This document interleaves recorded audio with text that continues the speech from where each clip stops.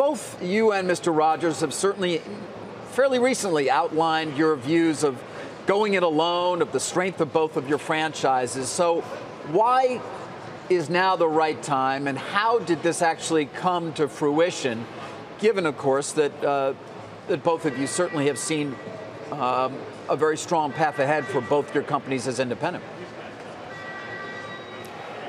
Well, we've both been very laser focused on organic growth because, frankly, that is the best way for any company to grow itself from a quality and a profitability perspective.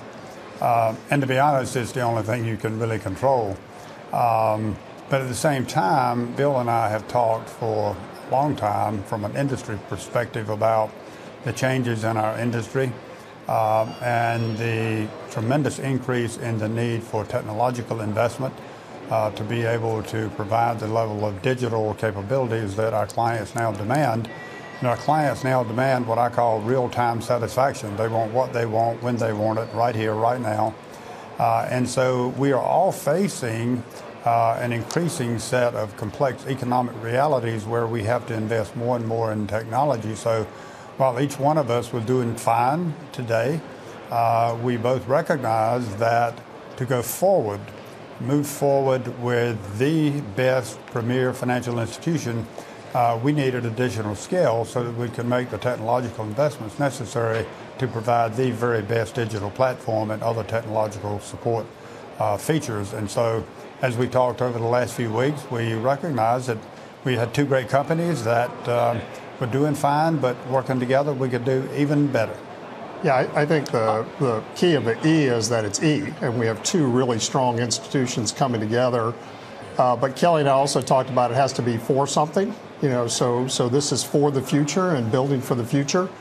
And I look at it as we're doubling down on organic. I mean, we're now creating the sixth largest bank in the country who's going to have significant organic growth opportunities.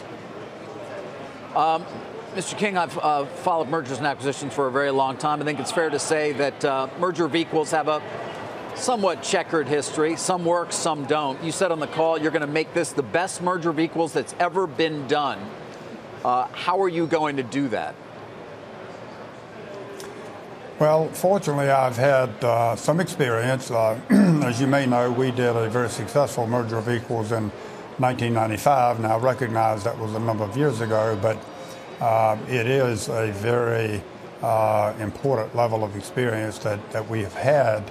And so, number one, we know what we're getting into. But the most important thing is that we have two companies here that are very culturally aligned. We have the same kind of mission, same kind of purpose. We're focused on helping our communities. We're focused on our clients. We're focused on our associates. And Bill and I are experienced in terms of doing mergers. We've both done a lot of mergers. And so we are already way ahead of the game in terms of thinking conceptually about how these companies will come together. And importantly, we've learned that you start immediately. We have already built our executive team, for example. We know already, we announced in our deck this morning who they are, what their functions are. We're now building the second level of senior leadership under them.